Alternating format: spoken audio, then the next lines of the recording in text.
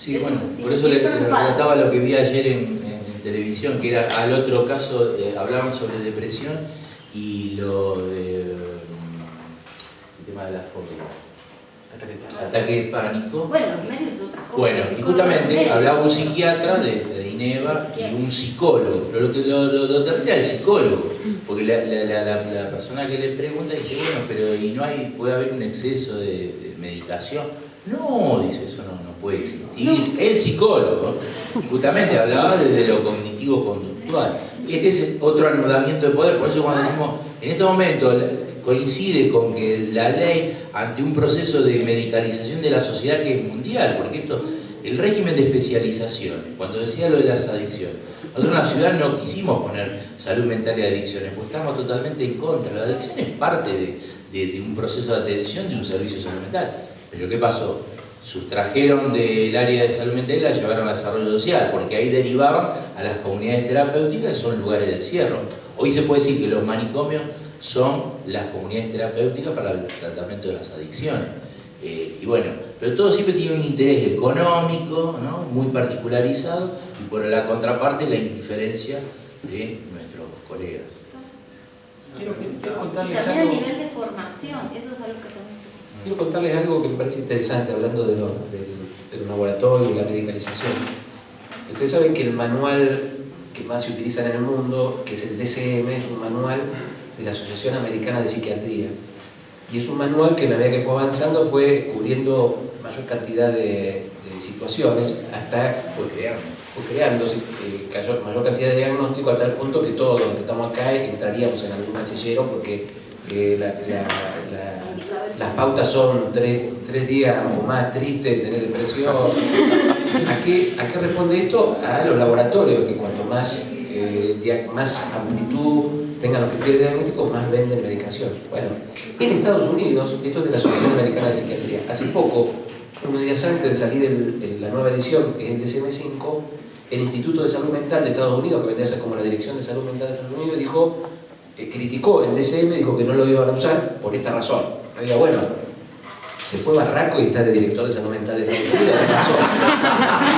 Y que no me vuelvo loco. Bueno, ¿cómo hago con Obama? Sí, Obama. Sigo leyendo, dice que en reemplazo a eso, el Instituto de Salud Mental de Estados Unidos iba a proponer un manual donde los diagnósticos estén basados en pruebas de imágenes y pruebas genéticas. Bueno, claro, después hablando con Alicia Stolkiner, que es muy interesante el análisis que hace ella, que creo que es absolutamente acertado. Ahí hay una disputa entre laboratorios y aseguradoras. Los laboratorios necesitan que todo el mundo esté diagnosticado y consuma medicamentos. Las aseguradoras necesitan lo contrario, que haya la menor cantidad de gente posible que necesite medicamentos y atención para pagar menos.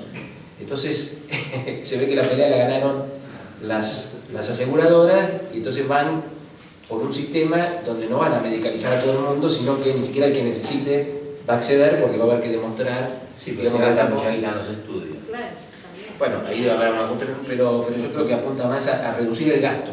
A reducir el gasto. Bueno, eso quería comentar. Allá había un momento. Sí, yo quería agradecerle al Centro de Estudiantes también y agradecerle a ustedes, y principalmente por ahí dividir algunos criterios que me parecieron que fueron importantes de la charla. Llegué un poquito más tarde, pero escuché algunas cosas que tenían que ver con, por ejemplo, cómo todos los procesos de legitimación y de legalidad, cómo también trastocan a los derechos individuales, cómo también, o sea, los derechos individuales de este paciente, enfermo, cliente, como quiera llamarlo, y también cómo no solo desde ese rol, sino también desde el rol de nosotros como estudiantes y productores también de conocimiento y todo eso, se trastocan los marcos a partir de una legitimación, como por ahí dijeron algunos compañeros de una actividad que son por ahí, que son profesionales ya, y se trastocan los marcos a que la producción que vaya a salir de conocimiento de acá, nada va a tener que ver con la aplicación de eso. El problema también implica mucho eso, y los derechos en sí, como vos por ahí decías, el DSM-4 también tuvo problemas de corrupción, se denunciaron entre ellos, el DSM-4 con el DSM-5 o algo así también, por todo este tema, y cómo quizás la falta de conciencia, no solo, yo soy estudiante recién de hace muy poco de la facultad, y cómo la falta de conciencia de los profesionales que ya están ejerciendo también en cuanto a la legalización, a los marcos, al lenguaje interdisciplinar, y al ver contemplado por ahí esto que vos decías, faltan sociólogos, faltan antropólogos también dentro de un marco disciplinar. Yo cuando me tocó estudiar una cátedra que se llama Sociología, también le pregunté a mi profesor dónde estaban ellos. Y aprobé, no pasó nada, pero también me dio la pregunta de decir dónde están, porque me parece que en estas cuestiones está muy bueno que venga alguien a mostrar cierto grado de conciencia de cómo van estableciéndose estas relaciones que nosotros, por lo menos hasta donde yo conozco, hasta donde estoy cursando, no vemos absolutamente nada. No sé si en psicología jurídica en cuarto o quinto año lo ven, pero también me parece una urgencia a manera interdisciplinar. Acá no hay gente solamente de la cátedra de psicología, también como él dijo, hay otras cátedras y que también hay una charla y hay un consenso respecto a, por lo menos, plantearse una reflexión sobre el sistema de salud, ya no de salud mental. Y está bueno que venga alguien a decirnos, y eso es también loable y agradecido por eso. Bueno, obviamente estamos plenamente identificados con este pensamiento tuyo. Yo, por ejemplo, en La Plata me llamó la atención que la Facultad de Psicología no tiene práctica, los alumnos no tienen práctica en las instituciones. No sé cómo es acá, si tienen algún tipo de... Hay unos PEPs, pero yo no hice ninguno. Está bien, bueno, eso habla bien a las claras de cómo se forma y para qué se forma. O sea, a la medida que vos te preguntás cómo se está teniendo en el Hospital Regional de Mar del Plata, o qué pasa en una salita de primeros auxilios de acá de 10 cuadras, me parece que también es parte justamente de qué integramos en lo que llamamos el proceso de salud, no solo de salud mental.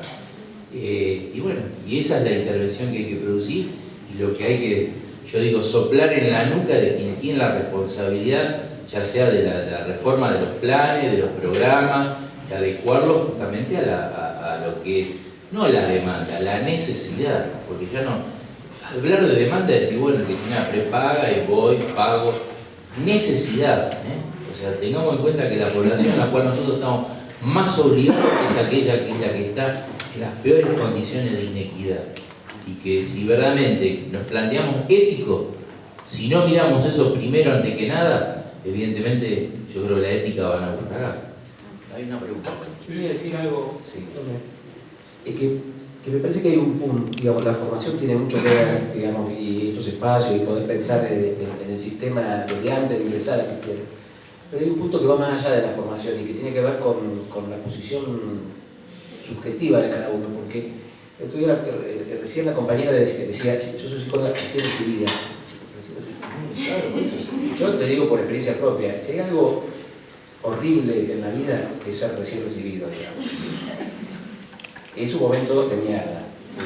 ¿Por qué? Porque uno, digamos, por más que haya estudiado lo que sea, te metes en un sistema, te enfrentás situaciones y lo primero que pensás, como cuando das un examen, yo no tengo, me la pasé estudiando, no tengo idea qué hacer, y uno le da vergüenza y le da angustia, digo, y en ese momento es donde hay como dos caminos, digamos.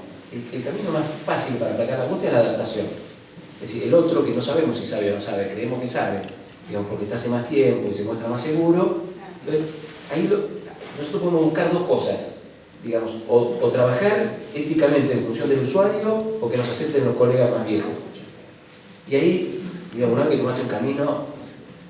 Entonces, digo, soportar, además de la formación, digo, poder soportar la angustia de esos momentos de los primeros pasos en la práctica, para, por supuesto, aprender del otro, pero tratar de mantener alguna idea crítica, que cuando una situación a uno le hace ruido, a ver, digo, la compañera planteaba, bueno, la querían incapacitar, y los propios profesionales que la atendían no hacían nada, sin embargo ella, lo más cómodo hubiera sido, bueno, yo no te voy a decir mucho porque soy recién recibida, qué sé yo, hizo, digamos, dio un paso, que capaz que le costaba el laburo, o le costaba que la diga, mira, esta no entiende nada, de qué se la da. Bueno, digo, o uno se planta en esos lugares y se banca la angustia y sigue, o uno trata de adaptarse al sistema, y entonces podrá haber estudiado mucho de leyes y puede haber tenido unas cuantas materias de ética, pero la cara. Sí, en relación, queríamos dar relación al artículo 27 de la ley. Si la categoría que hemos planteado y que plantea el artículo en sí de hospital monovalente también incluye a las comunidades terapéuticas en lo que es el abordaje de las secciones. Sí. Sí, obviamente, todo aquello que sea internación está interpelado. O sea, llámese como se llame, clínica privada, comunidad terapéutica, por eso están haciendo mucha resistencia, porque el despliegue, sobre todo en la provincia de Buenos Aires, de comunidades terapéuticas para el tema de las adicciones, o sea, la ciudad de Buenos Aires delega comunidades terapéuticas, está en la provincia de Buenos Aires, el gobierno de la ciudad. Destina gran cantidad de fondos, que es otro tema, el traspasamiento de los fondos públicos a los privados, y cómo empiezan a surgir justamente formas de ver cómo frenarlo. En Córdoba, 2 meses antes de la sanción de la ley nacional, se sanciona en octubre, ¿sí?, la ley de salud mental de Córdoba. Yo tuve posibilidad de colaborar y son los que justamente hicieron la denuncia ahora del caso de esta persona que había aparecido suicidada. Y recuerdo que se avanzó rápidamente en la reglamentación en el verano. Bueno, ¿cómo se había...? Primero que lo hizo el Ejecutivo, no convocó a la Mesa justamente de Derechos Humanos de Salud Mental, que es la que había trabajado la ley, y a los pocos días se hace la apertura de una institución para internar chicos en la ciudad de Córdoba. Bueno, estas son las formas de buscarle, echa la ley, echa la trampa, por eso tenemos que estar muy atentos. Y nos cabe que nos metan en la ley nacional, en la ley de la ciudad, en cualquier ley, que los poderes de turno trabajan muy bien, silenciosamente, hacen lobby, no salen a hacer piquete como nosotros, pero indudablemente tienen fuerza y llegada. Así que con Leo estamos constantemente muy atentos, como estamos atentos con la reglamentación, que estuvo detenida, y sabíamos que estaba detenida porque había actores que indudablemente estaban presionando. Pudo salir la reglamentación dentro de lo que habíamos trabajado, uno puede estar en desacuerdo mayor o menormente, pero a grandes rasgos la reglamentación salió de acuerdo al espíritu de la ley, y ahora vamos a hacer toda la fuerza para que el plan también sea la identificación plena con los postulados de la ley. Pero esto que vos marcas, sí, hay que tener mucho cuidado porque estamos hablando de poder económico de mucho dinero. Perdona, estaba la compañera para respetar el pedido de la palabra. Sí. ¿De qué? Psicología. Llegué a una conclusión total y aporto algo que ya estuvo planteando, pido disculpas, pero en realidad es más bien una inquietud o una pregunta, porque en algún momento ustedes establecían que la cuestión de la lógica manicomial, digamos, habita no solo los espacios públicos, sino también los privados. Y mi pregunta es anterior, y en realidad es digamos, algo pesimista esta visión, si acaso lo manicomial no habita en la mente de cada uno de nosotros, digamos. No solo de aquellos que, digamos, se pueden volver unos hijos de puta, como decía Leo, sino también desde aquellos militantes de la desmanicomialización, se caso en nuestras vidas propias, que es un anterior, digamos, hacer ejercicio de estas funciones. No tenemos a veces una lógica bastante manicomial, no solo con respecto a otros, sino también con respecto a nosotros mismos, digamos, esto de que gusta la suerte de una argentina, o no hay lugar para la tristeza, digamos, no tenemos tiempo de pensar o compartir con otros, porque el tiempo nos invitan a solapar, digamos, o dejar atrapado y no dar lugar a la lectura y a la todo eso.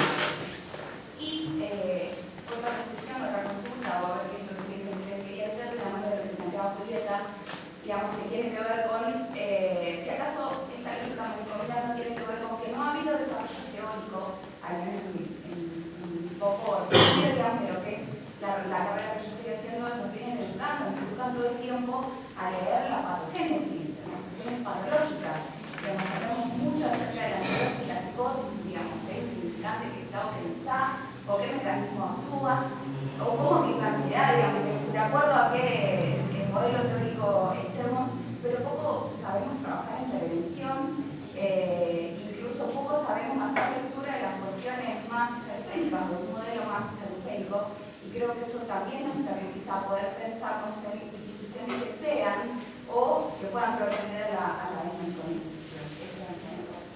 Bueno, casi nada, para un libro.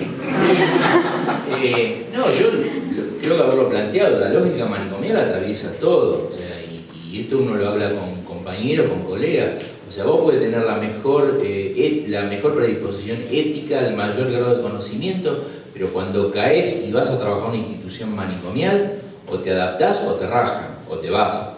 O sea, porque la cosa viene dura. O sea, tenemos muchos casos de compañeros que tuvieron que irse y otros que sufrieron situaciones verdaderamente de violencia. Me parece que cuando hablamos del manicomio hay que precipitarlo como una fuerza, yo te diría, cuasi mafiosa. Yo ir al Moyano y los delegados gremiales abrir la tapa del baúl del auto y mostrarme una escopeta, o meterme contra una pared en la legislatura cuando estábamos por sancionar la ley, porque decían que nosotros veníamos, como había pasado en Estados Unidos, veníamos a cerrar los hospitales para echar a ellos a la calle y a los pacientes. O sea, ojo, en el Moyano nos metimos y se desmanteló una red que habían montado de prostitución. Tomaban a las pacientes más jóvenes y en el paredón que da por atrás estacionaban todos los camioneros que descargan cereal en la estación Buenos Aires, estaban 2 o 3 días ahí esperando, comiendo eso, y les llevaban pacientes. Y esto era un gremio que uno conoce que es muy progresista, pero tiene personajes que son siniestros, y así les puedo relatar muchas cosas. El tema de los protocolos de investigación. En el Moyano encontramos una habitación repleta de protocolos de investigación. Cada protocolo de investigación los laboratorios pagan, más o menos en ese momento eran 10, 12 mil dólares. O sea, ojo, yo siempre digo que el manicomio no es solo un mecanismo de control social, es una unidad de producción. Genera dinero, del manicomio vive la policía, los abogados, los gremialistas, los no gremialistas, los psicólogos, los psiquiatras. O sea, acá es para observarlo detenidamente, y digo que por eso es complicado romper la trama. Y bueno, la otra pregunta que hiciste era respecto de... la falta de desarrollos teóricos que puedan ayudar a pensar como profesionales en prevención o rescatando, digamos, cuestiones más saludables, digamos, poder empezar Correcto. a la salud. Bueno, vos ya lo vivís dentro de la facultad y nosotros lo vivimos fuera de la facultad, los sistemas de salud. El sistema de salud es asistencialista 1000 por 1000. O sea, no para nada hay una concepción de promoción y prevención de la salud, porque justamente no conviene. Sí, de la enfermedad. En materia de políticas públicas, Sí. que tiene mayor alcance, es trabajar desde la prevención. Claro, pero al sistema instaurado. A ver, ¿por qué el sistema es hospitalocéntrico? Porque el hospital es el feudo. Vos tomás la ciudad de Buenos Aires, no hay ni siquiera lo que se puede llamar un sistema de atención primaria. Tenés 33 hospitales y nada más que 44 centros de salud y acción comunitaria. O sea que ya la misma lógica te va dando cuenta de que esto de trabajar en la comunidad o en el efector más próximo para aquel que padece, para que de acuerdo a su padecimiento requiera mayor nivel de complejidad y funcione la derivación y la referencia y la contrarreferencia, eso no existe. ¿Por qué? Porque justamente por muchos intereses conviene que sea un sistema asistencialista. Y esto, yo siempre digo que fortalecer el sistema público y hacerlo en base a la concepción de la solidaridad, de lo universal, de la accesibilidad, es indudablemente importante, no por el núcleo de población que atiende, sino porque debe ser el referente para lo que hace lo privado. Entonces, si destituimos el sistema público estatal, estamos permitiendo justamente que el privado haga lo que quiere. Y el modelo, así no trabajemos en el sistema público, tenemos que defender el sistema público, porque es la línea ética que nos debe direccionar. Aún yo no trabajé nunca en una institución pública. ¿Por qué? Porque es justamente la referencia de lo que lo privado no tiene que hacer y que sin embargo hace. Y asistencialista es que, obviamente, conviene operar a una persona por lo que cuesta y no, evidentemente, haber evitado que su padecimiento en alguna instancia previa se hubiera tratado preventivamente. Entonces, esto también, no hay política de promoción y prevención, ni en Buenos Aires, ni acá, ni en ningún lado, porque ya está entramado ese sistema de salud. Por eso digo de que tenemos que dar una discusión, si un sistema de salud universalista, gratuito, o si vamos hacia un seguro de salud, donde, bueno, el privado va a hacer la hegemonía y va a definir cuál es el esquema con el cual nos atendemos. Una sola cosita más, porque hay dos argumentos con los cuales se ha defendido el manicomio en relación al artículo 27 de la ley. Uno es que la negación, bueno, nosotros monovalente es malo, nosotros no somos un manicomio, etc. Y el otro es esto que vos decís, que sí que lo decís con otro sentido, que es, bueno, lo manicomial se puede, como efectivamente pasa, replicar en otros ámbitos. Entonces, ¿para qué vamos a tirar abajo de manicomios? Igual, entonces, lo que hagamos va a volver a repetir la lógica manicomial. Digo, con ese argumento uno podría decir, bueno, si autoritarismo va a haber igual en la sociedad, ¿para qué vamos a derrocar un gobierno de facto? Si igual el autoritarismo, bueno, no. Hay una psiquiatra italiana que vino a Argentina, que participa de la reforma italiana, que decía, dijo algo interesante, dice, fuera del manicomio puede haber prácticas manicomiales, efectivamente. Ahora, dentro del manicomio no puede haber prácticas no manicomiales, siempre van a ser manicomios. Primera cuestión. Y segundo, que fuera del manicomio hay más posibilidad que se visibilicen. Esto lo dice Hugo Cohen y Graciela Nantera en su libro. Es decir, bueno, pueden pasar abusos, autoritarismo, abandono de personas, etc. Pero en la medida que no sean en instituciones totales y cerradas, hay más posibilidad de que eso se visibilice. Yo trabajé muchos años en el Hospital Regional de Ushuaia, que tenía una internación de salud mental integrada, ahora tiene una sala aparte, pero está bastante integrada. Y una de las potencialidades que tiene internar en un hospital general es que la persona con padecimiento mental, que muchas veces por ahí no tiene vínculos familiares y demás, hace vínculo con la familia de los internados que están por pediatría, por cardiología, por lo que fuera, y se establecen redes de colaboración, de solidaridad a partir de eso. Además de que el estigma cede en la medida que están integrados, ¿no? Pero quería decir esto porque a veces hay que terminar con el manicomio porque es el símbolo y el eje central de la discriminación y de la significación de la peligrosidad en relación a la locura. Y después hay que seguir trabajando para que, permanentemente, digamos, para que eso no se repita en otros lugares, digamos, pero ya sería un avance y serían otras condiciones. Yo quería comentar, en principio, hablamos con algunos compañeros que tiene que ver con el hecho que ustedes estén acá hoy, que nos hace pensar tal vez dentro de nuestra formación, hablaba de lo que queda por fuera de la formación, también va quedando por fuera, evidentemente, estamos aparentemente más influenciados por la investigación o por la práctica profesional de la clínica, ¿sí? Y no como efectores de políticas de salud pública, ¿no? Que es un poco el ejemplo de Ángel Letero.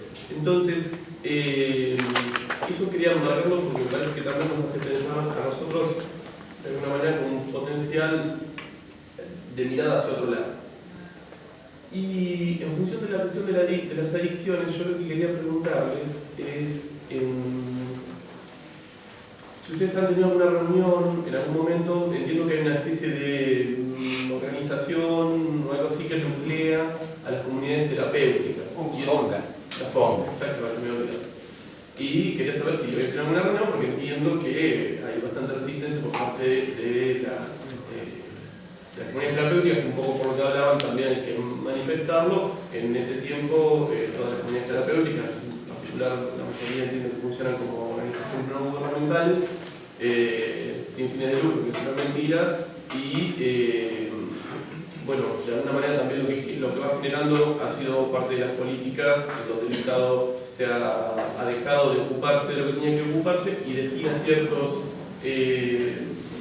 ingresos a las becas para que la gente sienta más. Quería saber si ha tenido algún encuentro con la FONGA en particular y qué es lo que ha sucedido ahí. Yo, con la FONGA en particular, no, sí te puedo decir que, en primer lugar, la apropiación de lo que significa la comunidad terapéutica no tiene nada que ver con lo que es la comunidad terapéutica. O sea, si vos pensás la comunidad terapéutica de lo que fueron las experiencias en la atención de la psicosis, tenés justamente el hecho de la democratización en cuanto a asamblea. Las comunidades terapéuticas, estos son lugares de restricción y represión. O sea, y es lo que vos dijiste, es la visualización del retiro del Estado para que sea lo privado que se haga cargo, ya sea por cuestiones religiosas o por qué sea.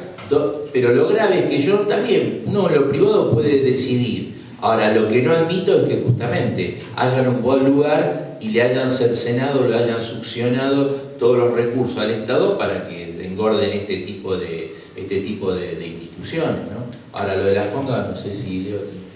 No, yo en algún momento he charlado, digamos, yo pasé de ser el enemigo número 1 de ellos, ahora que, por lo que me han contado, porque hay una mesa de trabajo, Salud, Cedronar y Fonca para ver cómo se adaptan a la ley, pareciera que ahora tienen una actitud más de aceptar, digamos, la vigencia de la ley y más de estar dispuestos a conversar, digamos.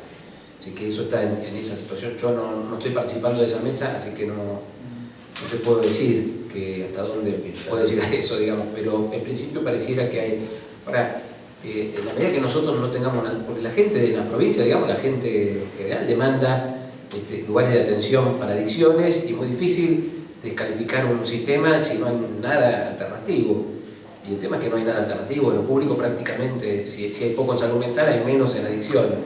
Entonces me parece que hay que ir hacia un proceso donde primero fortalezcamos lo público, controlemos digamos, las comunidades terapéuticas que sigan funcionando, pero bajo un control. En Cedronar hicimos un nuevo sistema de fiscalización, que bueno, después vino la reglamentación de la ley, ahora hay que pasarlo por el tamiz de Secretaría de Derechos Humanos, bueno, pero armamos un sistema de control y de adaptación a la ley. Entonces me parece que hay que ir hacia ese proceso y sí poner un límite a crear nuevos dispositivos separados y tratar de que lo que se cree aquí nomás sea integrado al sistema de salud, ¿no? Creo que ese es el proceso. Pero en resumen, lo que te puedo decir es que aparentemente Fonga está como más flexible, digamos, al diálogo y a aceptar la vigencia de la ley en este momento. Quería agregar algo más nada más. En función de esto, entiendo que de alguna manera quedaría un poco más por fuera, pero ¿cómo hay un tipo de vínculo posible entre lo que son tratamientos de AA, NA? ¿Doble? Alcohólicos Anónimos. Si ha habido algo de esto. ¿Cuál es la pregunta sobre eso? No, en función de si, entiendo en principio que es distinto, pero apuntan a una forma de tratamiento. Quería saber si ustedes han tenido contacto también con estas organizaciones o no, o bien. Está en el municipio marplatense, el secretario de Salud está pensando ciertas intervenciones en adicciones y para eso se vale de gente con experiencia en este tipo de dispositivos. Digamos. Lo marco también porque es importante la ceguera del secretario de Salud local, digamos, que deja de lado bueno, otros saberes. A ver, mi idea de un sistema de salud mental adecuado es digamos, en la medida que nosotros necesitamos un sistema que pueda atender la subjetividad y la singularidad de cada caso, necesitamos construir una red con diversidad de dispositivos, con distintos enfoques, que nos permita en cada caso elegir, digamos, qué combinación o en qué etapa del tratamiento cada uno de esos dispositivos nos puede servir. Por lo cual digo, un dispositivo de autoayuda, como puede ser Alcohólicos Anónimos, me parece bien que esté. No puede ser lo único, pero me parece bien que esté porque para determinado caso, en determinado momento, eso puede ser lo que sea útil, combinado tal vez con un chequeo clínico, no sé.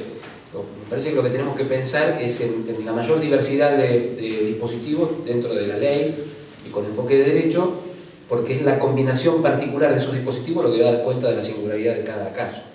No sé qué están pensando en la Cámara de Plata, digamos, porque no hay que poner ningún dispositivo como el dispositivo. Pues, tiene que ser uno más. Hay que pensar como una caja de herramientas. Debiéramos poder tener una caja de herramientas y decir, digo, como el destornillador, la llave inglesa, bueno, tenemos que tenerlo y ver cada caso que nos requiere. No, yo también reitero, me parece que lo primordial es que el Estado recupere, el sistema público recupere lo que nunca tenía que haber perdido. En la Ciudad de Buenos Aires, un chico va a un servicio de salud mental de un hospital general, donde se siente y donde dice, porque yo consumo, ahí lo paran y dicen, no, acá no atendemos adicciones. Como también hubo casos de hospitales generales, donde habían puesto el cartelito en la Secretaría del Servicio de Salud Mental, no atendemos psicosis. Bueno, esto es justamente la gravedad y el planteo que se va direccionalizando. O sea, yo no tengo ningún problema. Verdaderamente me repercute mucho cuando vos ves en la televisión estos programas evangelistas, respeto a las religiones, pero veo que ahí es donde supuestamente la gente va a buscar la respuesta que no tiene en el Estado. Como también se empiezan a dar lógicas perversas, a nivel, por ejemplo, las madres del Paco, tener que por ejemplo, irse con violencia contra el doctor Zaffaroni en un encuentro que hicimos sobre justamente el tema de las adicciones. ¿Por qué? Porque claro, en la desesperación demandan internación y le piden al juez por la violencia de sus hijos, lo que sea, pero esa no es la solución. La solución es que justamente se establezcan todos los dispositivos y todos los efectores que se requieren para el caso. Y después que lo privado haga lo que haga, también tiene que estar controlado, esto indudablemente. Pero hoy esta realidad, por eso esta especialidad es marco también de un interés. O sea, no es casual que se lo haya sacado no solo en la Ciudad de Buenos Aires, sino en muchos otros distritos del área de salud mental para llevarlo a desarrollo social o otras áreas, porque es ahí donde se generan los convenios con este tipo de instituciones, de todo tipo. Sí, además habría que pensar, digamos, también el tema de las adicciones es un tema, entiendo yo, muy complejo, es como el tema de la inseguridad, el tema, digamos, me parece que si uno el tema de las adicciones no empieza por encuadrarlo dentro de la lógica postmoderna de que sos en función de qué y cuánto consumís, me parece que vamos a seguir pifiando. La reglamentación de la ley de salud mental plantea un par de cositas sobre las adicciones interesantes, porque por un lado plantea que los dispositivos deben estar orientados al tratamiento de la subjetividad más allá de la sustancia que se consuma, lo cual cambia el eje, porque hoy el sistema está orientado a la cesación del consumo, al abstencionismo, y lo que importa es la sustancia, no el sujeto. Y en segundo lugar, habilita algo que de alguna manera contradice una ley vigente, que es la ley de drogas, que es que debe haber dispositivos de reducción de daño. Los dispositivos de reducción de daño son dispositivos que, aceptando, digamos, que hay una problemática como es el consumo de drogas, son válidas todas las acciones que el Estado realice para mejorar la salud de la persona, no solamente para conseguir que deje de consumir. Y esto traducido en a ver, hay dispositivos, ustedes habrán escuchado los programas de intercambio de jeringas para consumidores de drogas inyectables para que no se contagien HIV. En algunos países le facilitan agujas descartables. Esto para la ley de drogas argentina es facilitación del consumo, ese es un delito. Hoy ya no, porque hay una ley posterior, la ley de salud mental y su reglamentación, que plantea precisamente que tiene que haber dispositivos de reducción de daño. Que por otra parte es la lógica del sistema de salud. Quiero decir, a nadie se le ocurriría dejar de atender a un paciente con cáncer porque en ese caso no hubiera posibilidad de curación absoluta. Es decir, mire, no puedo curar, váyase, no venga más. No. Lo va a intentar mejorar su calidad de vida, etcétera, etcétera. Bueno, con las adicciones, hasta ahora, lamentablemente, la abstención y la cesación del consumo no solamente era el único objetivo de los tratamientos, sino que a veces era condición de inicio.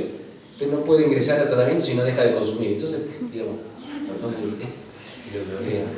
pero bueno, eso es algo en lo que la ley de salud mental modifica bastante y modifica la lógica de las comunidades terapéuticas.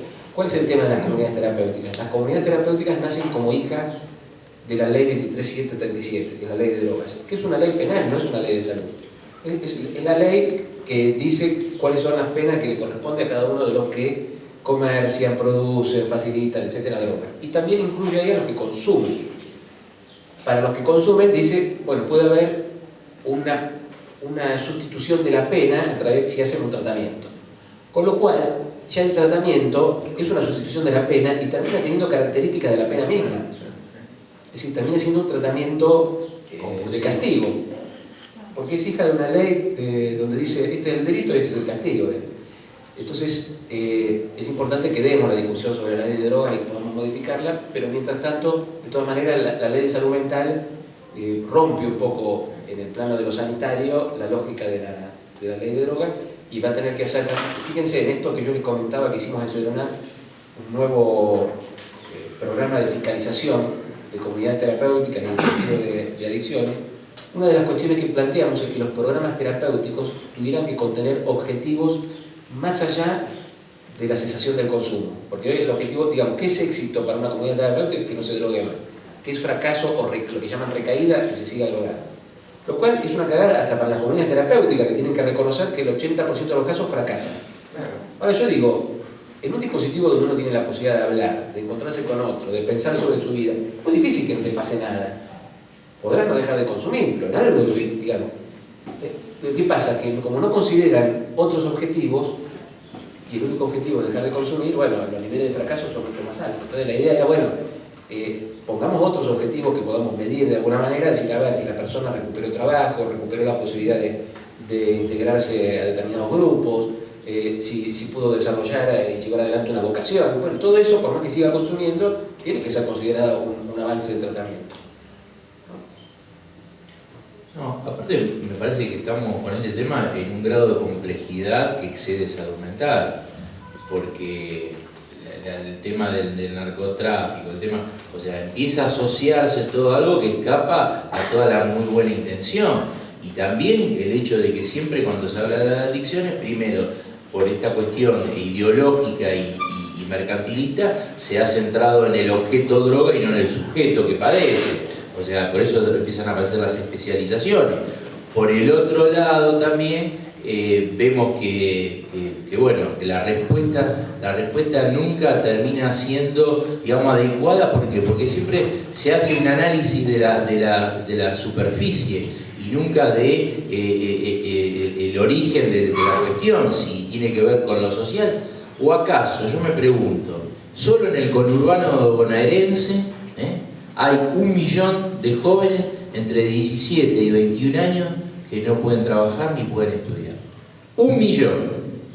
¿Cuál es el alcance de las políticas sociales para evitar que una parte de ese millón no tenga que estar ligado necesariamente con el delito, con la adicción, con el paco, bueno, me parece que está bien, estamos en un momento donde empezamos a poner la superficie y ver de que la cosa no es simplista ni reduccionista como pretenden algunos por intereses políticos, ideológicos, científicos, sino que empezar a poner las cosas en su lugar. Por eso digo que la salud mental, ¿por qué es odiada y negada? Porque interpela a los sistemas, y el sistema de vida que tenemos, el sistema de gobierno, el sistema de la justicia, el sistema de la educación, o sea, interpela absolutamente todo y hace de que a veces no se quiera tocar y decir, no, esto yo me lo limito a ver cómo le doy una respuesta que termina siendo parcial.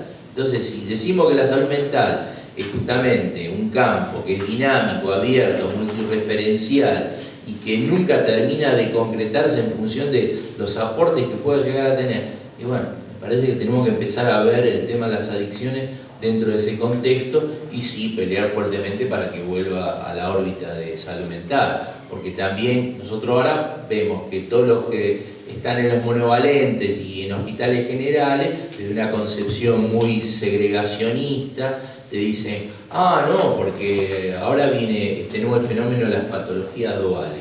Cosa que podemos discutir si la adicción es una estructura o es un síntoma. Si indudablemente el que sufre una adicción, padece una adicción, es porque previamente no hay una estructura previa y la adicción es una consecuencia de. Bueno, me parece que hay muchas cuestiones para debatir, para decir, bueno, ¿cómo integramos esta situación o este problema tan particularizado en algo que tiene que ser como respuesta de complejidad? Ante la complejidad de la problemática, la complejidad de la respuesta. Una consulta sobre la ley en unos términos en relación a la educación. Lo pensé como desde la educación escolar, si está planteada alguna idea en relación a conseguir lo que es la salud, la enfermedad, esto de la lógica del manicomio y ese tipo de cosas que me parecen que actúan como prevención también desde, no sé, la idea de que tengan conocimiento acerca de las causas y también de la estigmatización que hace el no saber ese tipo de cosas o la medicalización. No sé si está incluido dentro de, digamos, se piensa esa idea de alguna nueva, por lo menos yo cuando estudié psicología en el colegio, nada, nos hablaban de quién era Piaget o algunas cosas de esas, pero nunca desde, digamos, la salud mental en sí, poner, no sé si... Sí, está planteado, ahora hay que hacerlo. Yo vengo de estos días teniendo una idea que quiero, a ver cómo podemos hacerte cuento de paso a vos, porque incorporar la cuestión de, a ver, en general en este tipo de políticas se plantea, bueno, incorporar en la currícula de las escuelas, y eso lleva tiempo, es muy difícil. Pero yo estaba pensando si al menos pudiéramos inventar o crear un taller. Claro. adecuado para pibes de primario y otro adecuado para pibes de secundario, que puede ser un juego didáctico, puede ser un pequeño video y armar alguna esquemita, al menos establecer que el Día de la Salud Mental, yo me conformaría con decir todos los años el Día de la Salud Mental, no sé, en cuarto o quinto grado del primario y en tal año del secundario, se va a trabajar con esto, digamos. Por ahí hay que armar algo, yo digo armar algo concreto porque es facilitar que después se lleve adelante. Es decir, que la ley está planteado y hay que buscar formas eficientes de hacerlo. Esto, en relación a tu pregunta, después quería retomar algo cuando se habló de la prevención. En salud mental también hay cuestiones que son prevención y que uno no sabe que son prevención en salud mental y que las hace. Yo les cuento, el año pasado fui a Panamá a la... no sé si fue el año pasado bueno, invitado por la OPS a discutir la previa del Plan Mundial de Salud Mental.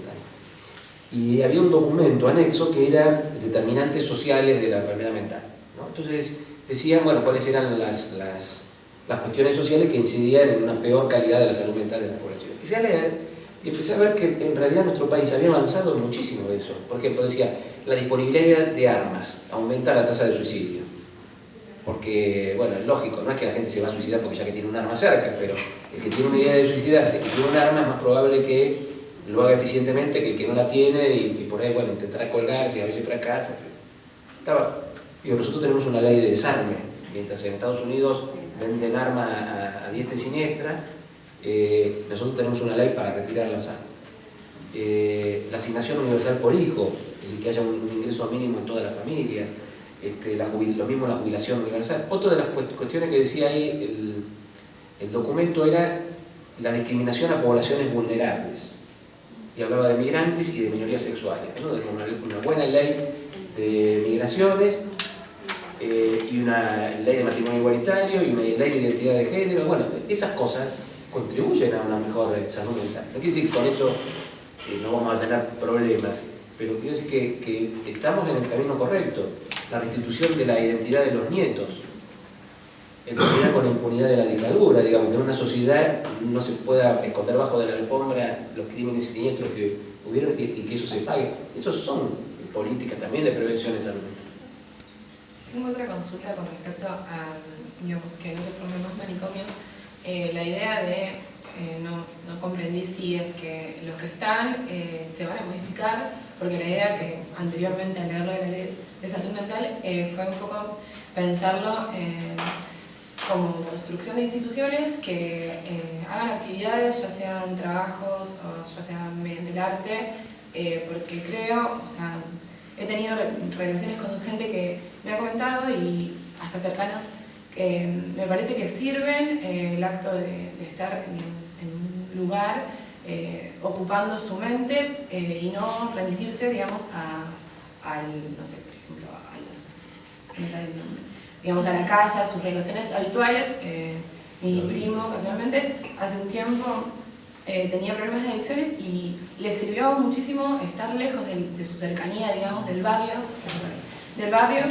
y no sé, o sea, la idea de la internación, no sé, digamos, está bueno dejar la internación de lado, pero me parece que le sirvió muchísimo a él para poder interactuar de otra manera, y no sé si está planteada la idea de los manicomios, pero desde otra manera, o sea, plantear un lugar, un espacio físico que puedan, digamos, llegar a ese lugar y también relacionarse con otros que tienen sus problemas, no sé si claro.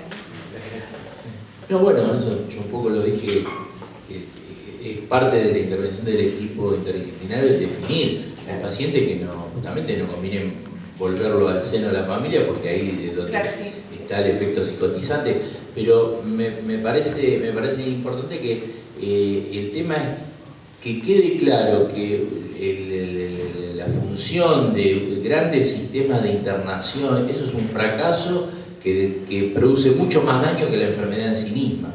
O sea, esta es la lógica de la cual hay que, después lo que establece la ley, dice, bueno, los que están deben llevar adelante un proceso de, podés llamarlo reformulación, transformación, adecuación, lo que no pueden ser más hospitales de esas características. Y quería retomar lo de la educación, o sea, lo que salió, no sé, no se lo recordó. El año pasado, en un congreso de salud mental, justamente tuvimos un acercamiento con el ministro de Educación, con Sileoni, y le planteamos esta necesidad de que justamente en la escuela primaria y en la secundaria se trabaje el tema de salud mental. ¿Por qué? Porque es la mejor manera de romper con lo más dañino que es el imaginario social sobre el padecimiento, donde nunca deja de asociar el padecimiento mental con la locura, a su vez con el delito, la criminalidad, ¿no es cierto? ¿Por qué? Porque justamente si un chico que el padre ha quedado desocupado, no es un problema de salud mental, pero no está loco ni neurótico, o sea, no se trata de clasificar, se trata de todo aquello que repercute en la existencia humana, ¿no es cierto? Y que tenemos que, por eso digo, también tener cuidado, no es solo la desmanicomialización, lo que está en juego es instituir un sistema de atención que dé cuenta de todo el amplio espectro de padecimiento, inclusive los que están por venir. Porque los padecimientos van de la mano de las transformaciones sociales, los retrocesos y los avances. O sea, me parece que hay que tener claro esto. Y la educación es parte de la intersectorialidad y es fundamental que empecemos a trabajar justamente desde los chicos para romper con este nefasto criterio de peligrosidad, ¿no es cierto? Yo quiero decir algunas cositas sobre lo que voy a decir. Primero que me parece que nosotros tenemos que sacarnos de encima cierta cosa paternalista que tenemos, en el sentido de que nosotros sabemos, digamos que nosotros sabemos lo que es mejor para el otro y el otro lo tiene que hacer. Quiero decir, uno puede considerar que para esa persona es mejor no estar en su barrio con su familia, pero hay que ver que considere el otro, digamos, ¿no? El trabajo hacer con el otro, porque digo, como cualquier médico hace una indicación o una sugerencia, pero no impone. En salud mental estamos acostumbrados a imponer. Les cuento hace poco en una capacitación en un Poder Judicial que hicimos en varias ciudades de provincia de Buenos Aires, la gente muy piola, acompañando la ley, en contra de las internaciones penales. Y en un momento discutían que había una chica internada y que había que derivarla a un lugar de atención de adicciones y que no había, entonces discutían que si hacia este lugar, si al otro lugar, si aquel lugar, y bueno, esa era la discusión, qué debería ser el Poder Judicial, qué debería ser el Ministerio de Salud. Entonces en un momento yo estaba en el medio del cotorrerío, digamos, y le digo, ¿y ella qué opina? Y se quedaron callados y me dice, ¿quién? Le juro, ¿eh? Y no estoy hablando de ¿quién? Y ella, la persona, la paciente. Se hizo un silencio, pero fue impresionante. Y a veces uno con la mejor intención se olvida de que no tiene el derecho a imponerle al otro considerar lo que quiere también, lo que opina con las opciones que le dan. Eso es el consentimiento informado, digamos, ¿no? Esa es la lógica manicomial. Eso es la lógica manicomial de alguna manera. Y después digo, si efectivamente hay situaciones en las que uno cree que lo mejor es, o lo que está haciendo daño es el entorno inmediato, también hay otro, digo, además de la internación hay otras posibilidades. Una es operar sobre el entorno inmediato y modificar eso que está haciendo mal, que tal vez sea posible. Y otra es buscar otros recursos de la comunidad. Digo, un chico que está en un barrio con una familia y efectivamente en el trabajo con ese chico, con ese adulto, uno dice, bueno, necesitamos que sea un tiempo de correrlo de esta escena para pensar y hay acuerdo y lo acepta. Bueno, tal vez puede haber un familiar en otro lugar, digo, no necesariamente tiene que ser que hay que internarlo, ¿no? Y si hay que internarlo, bueno, también puede ser en el hospital general. Digo, hay otras formas de evitar que ese trabajo de sacar a una persona de su contexto sea meterlo en una institución total. Una cosita nada más. Lamentablemente... Bien. No. Lamentablemente vamos a tener que ir cerrando por una cuestión de tiempos, pero damos lugar a una o dos intervenciones más, así que... Yo, ¿puedo? No sé. La compañera que no habló, a lo mejor. Yo soy Marina, me llamo. Soy de... ¿Cuántas marinas que hay? Que Soy será la de- proximidad del mar. Soy estudiante de Servicio Social y el año pasado fui al congreso que se hizo en el Hospital de San Isidro, de salud mental, y justamente la crítica, bueno, en general eran todos presidentes de diferentes hospitales de salud mental, y hablaban de las guardias y de la poca responsabilidad o sea, que las decisiones las tomaban ellos. que como que los decían como que los dejaban solos, las guardias no tenían que tomar una decisión y que nadie figuraba, y como ellos como residentes, o sea, no estaban experimentados totalmente para tomar una decisión de un paciente. Entonces esto yo lo que decía a veces también, que hablamos durante la charla, de la poca responsabilidad por ahí de un director de un hospital, o de no hacerse cargo y dejarlos a los residentes al cargo de una decisión o de lo que sea, ante una psicosis o un... Y yo creo que Ángel un poco lo comentó, digamos, cómo es utilizada los espacios de formación como para descargarse del trabajo. Uno va a la mayoría de los hospitales públicos, los profesionales de planta que llevan ciertos años, hay como una cosa de casta, digamos, ¿no? En mi hospital, ¿sabés qué era? En el hospital de Ushuaia, el que tenía... ¿Vieron el locker para guardar el guardapolvo? Si ya tenías locker, eras... Pero digo, en muchos hospitales hasta es la cuestión de los horarios. Digo, vos vas a un horario que tienen que estar los profesionales. No lo decía uno solo, lo decían varios, sí. lo iban repitiendo. Lo dejan a los residentes que tienen ganas de trabajar, que trabajen, y ellos marcan la tarjetita, a las 2 horas se van. Digo, también cuando dicen que hacen falta profesionales, digo, no es políticamente correcto lo que voy a decir. Y hay determinados espacios donde te matan, si lo digo, pero la verdad es que a veces nos faltan profesionales. Lo que pasa es que en lugar de estar las 6 horas que tienen que estar, están 2 o 3. O no están. Y la importancia, quería destacar, de la formación de tener un buen docente, como el profesor decente, que es tener un docente y que principalmente pueda abrirte la cabeza y el día de mañana tener una buena formación respecto de eso.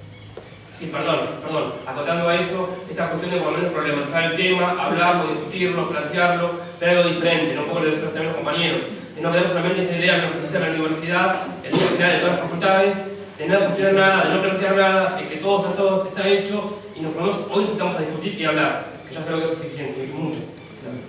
Y bueno, porque me parece que todos salen de acá con una lógica, que son 4 paredes. Si yo me formé para ir a trabajar en un consultorio privado, o sea, en ningún momento se te plantea que, aparte lo grave es que te están coartando la posibilidad justamente de tu proyección profesional.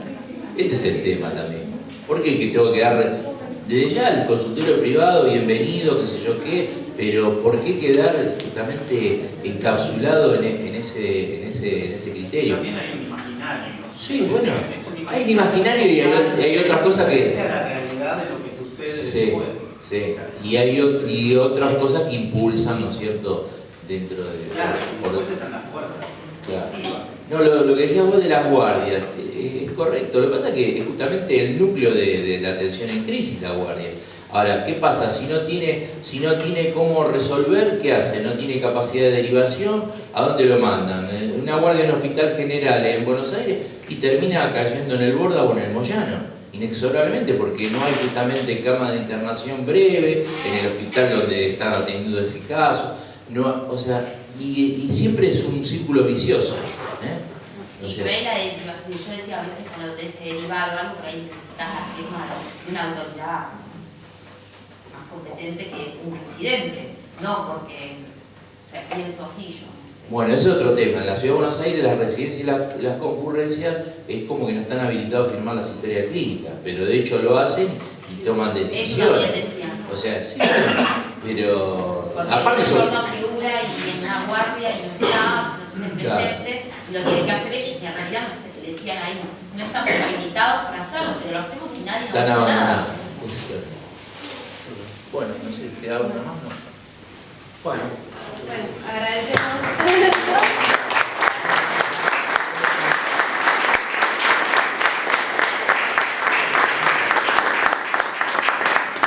Bueno, gracias por haber participado de nuestra invitación, por haber aceptado nuestra invitación. Por ahí también era importante para nosotros destacar que esta era por ahí, no sé si la base o una de las actividades más importantes que queremos por ahí empezar a realizar o seguir trabajando en este eje, y a lo largo del año vamos a tratar de seguir profundizando en estas actividades en relación a nuestra formación y también al debate y, digamos, a preguntarnos acerca de nuestra formación y acerca de las diferentes cuestiones que suceden por sí mismas, digamos. Esto es fundamental porque muchos también creen imaginariamente, muchos profesionales, que con la ley hay que considerarlo un punto de partida y no un punto de llegada. O sea, como bien dijiste vos, habilitamos un nuevo proceso, vamos hacia un cambio de paradigma, pero estos son tiempos históricos, no son tiempos personales. A mí me angustia haber pasado 13 años desde la sanción de la ley de la Ciudad de Buenos Aires y haber avanzado muy poco. Pero también me doy cuenta que, bueno, los cambios, las grandes transformaciones se dan en tiempos históricos. Y por eso no es por delegarlo de ustedes la responsabilidad, pero yo tengo la más grande expectativa, la tengo en ustedes y en toda la gente que realmente viene ahí con toda una energía que hace que podamos pensar de que esto indudablemente, indefectiblemente se va a concretar. Así que gracias a ustedes.